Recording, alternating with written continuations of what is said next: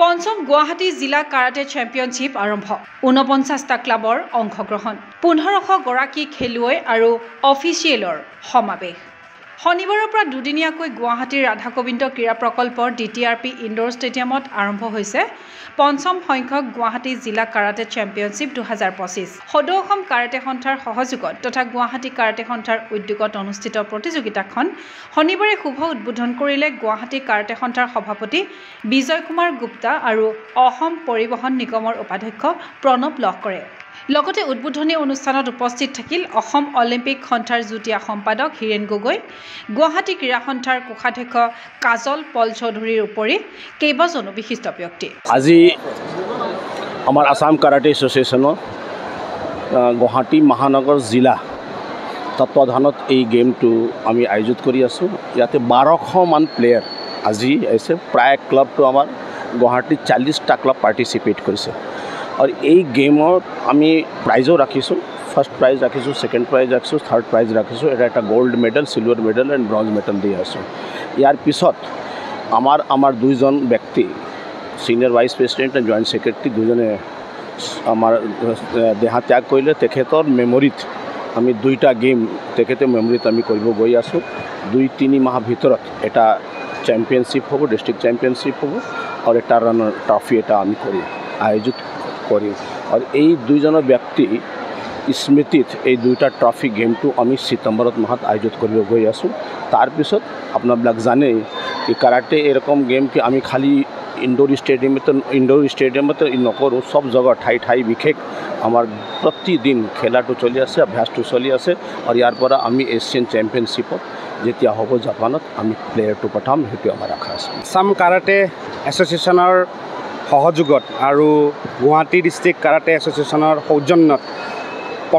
পঞ্চমবাৰৰ বাবে Guwahati district karate championship আয়োজন কৰিছে আৰু মই ভাবোঁ এই কাৰাটে চেম্পিয়নশ্বিপে আমাৰ উঠি অহা নৱপ্ৰজন্মৰ খেলুৱৈসকলক আন্তঃৰাষ্ট্ৰীয় আৰু ৰাষ্ট্ৰীয় পৰ্যায়ত খেলাৰ কাৰণে এক সুন্দৰ প্লেটফৰ্ম দিব ইতিমধ্যে তেওঁলোকে দুগৰাকী ব্যক্তিৰ নামত এটা চলন্ত ট্ৰফি আৰু নগদ ধনৰ পুৰস্কাৰো ঘোষণা কৰিছে সুন্দৰভাৱে আয়োজন কৰিছে আৰু মই ভাবোঁ এই প্ৰতিযোগিতাখনিয়ে পৰৱৰ্তী সময়ত গুৱাহাটীতে সীমাবদ্ধ নাথাকি গুৱাহাটীৰ দাঁতি কাষৰীয়া আমাৰ গাঁও অঞ্চললৈও প্ৰসাৰিত হ'ব বুলি মই আশা ৰাখিছোঁ আৰু প্ৰতিযোগিতাখনিৰ মই উত্তৰোত্তৰ কামনা কৰিছোঁ ইফালে উদ্বোধনী অনুষ্ঠানতে স্বৰ্গীয় ৰঞ্জিত কলিতা আৰু স্বৰ্গীয় চম্পক ডেকা কুঁৱৰী প্ৰতিছবিৰ সন্মুখত বন্তি প্ৰজ্বলন কৰি শ্ৰদ্ধাঞ্জলি অনুষ্ঠান ৰূপায়ণ কৰা হয় দুয়োগৰাকীৰ প্ৰয়াত ব্যক্তিৰ পৰিয়ালক গুৱাহাটী কাৰাটে সন্থাৰ তৰফৰ পৰা ২৫,০০০কৈ ধনৰাশি আৰ্থিক অনুদান হিচাপে আগবঢ়ায় ইফালে প্ৰতি বছৰে গুৱাহাটী কাৰাটে সন্থাই শ্ৰেষ্ঠ ক্লাবৰ সন্মান প্ৰদান কৰি আহিছে এই বৰ্ষৰ পৰা এই বঁটা স্বৰ্গীয় ৰঞ্জিত কলিতাৰ সোঁৱৰণত প্ৰদান কৰা হ'ব উল্লেখ্য যে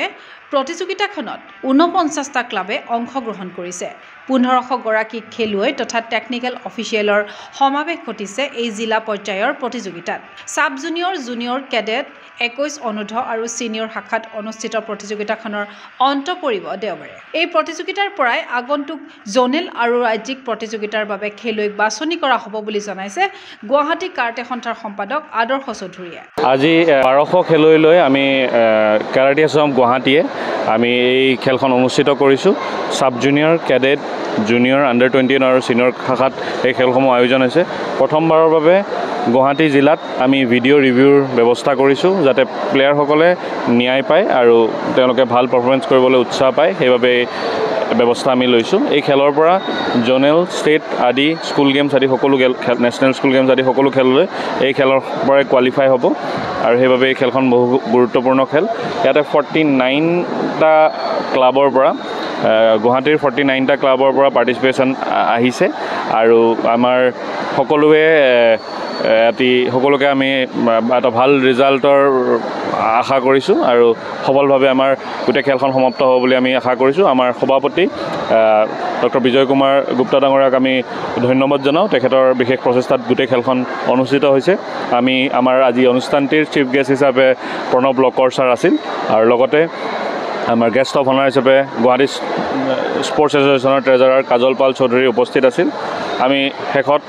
আমাৰ সদৌ অসম কেৰাটে সন্থাৰ সভাপতি নিগন্ত কলিতাক বিশেষভাৱে ধন্যবাদ জনাওঁ আমাক এই সুযোগকণ দিয়াৰ বাবে। খেলখনত আমাৰ Ranjit Kalita memorial best karate team হিচাপে এটি চলন্ত ট্ৰফি এই বৰ্ষৰ পৰা আৰম্ভ কৰিছোঁ। যিহেতু আমাৰ এই প্ৰতি বছৰে এই খেলখনত এটা বেষ্ট টিম ট্ৰফি দিয়া হয়, সেই ট্ৰফিটোৰে আমি নামকৰণ ৰঞ্জিত কলিতা মেমৰিয়েল হিচাপে কৰিছোঁ, যিহেতু তেওঁ আমাৰ সন্থাৰ জইণ্ট ছেক্ৰেটাৰী আছিল। জানুৱাৰী মাহত তেখেতৰ মৃত্যু হৈছে। আমি 25,000 টকাকৈ আমাৰ এছ'চিয়েশ্যনৰ ৱৰ্কিং প্ৰেচিডেণ্ট তেখেতৰ এই বছৰে মৃত্যু হৈছে চম্পক ডেকা আৰু লগতে ৰঞ্জিত কলিতা ডাঙৰীয়াৰ ফেমিলিক কেৰাটে এছ'চিয়েশ্যন গুৱাহাটীৰ ফালৰ পৰা আমি 25,000 টকাকৈ অনুদান দিছোঁ। আৰু মই অনুৰোধ জনাওঁ যে সমূহ জিলাই যাতে এইটোত সঁহাৰি জনায় আৰু সমূহ জিলা সদৌ অসম কেৰাটে সন্থাৰ ফালৰ পৰাও আমি বহুখিনি কাৰ্যসূচী লৈছোঁ আৰু লগতে সদৌ অসম ভিত্তিত যিমান আমাৰ 34 ডিষ্ট্ৰিক্টৰ সকলোৱে যাতে তেওঁলোকৰ ফেমিলিক সহায় জনায়, কাৰণ তেওঁলোকৰ বৰঙণি বহু আছে এই খেলটোত উত্তৰণৰ বাবে। ক্ৰীড়া অনুৰাগীৰ আশা সাফল্যমণ্ডিত হওক পঞ্চম গুৱাহাটী জিলা কাৰাটে চেম্পিয়নশ্বিপ 2025। এনে প্ৰতিযোগিতাৰ আচলত ধৰি ক্ৰীড়াংগনত দুপে আগুৱাই যাওক অসমৰ কাৰাটেকা। ভিডিঅ' জাৰ্নেলিষ্ট জবান ৰাভাৰ সহযোগত চিন্ময় বৰাৰ প্ৰতিবেদন, গগো স্পৰ্টছ এনি।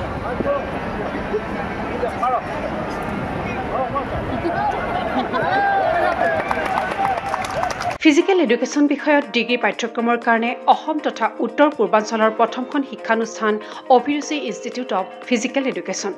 2 বছৰীয়া ফিজিকেল এডুকেশ্যনৰ BPEd পাঠ্যক্ৰম আৰু 4 বছৰীয়া BPES পাঠ্যক্ৰমৰ বাবে নামভৰ্তি চলি আছে। বিতংকৈ জানিবৰ বাবে আজি যোগাযোগ কৰক। যোগাযোগৰ নম্বৰসমূহ হৈছে 9435100098, 7002233540, 8876521098, ৱেবছাইট www.aipguwahati.in।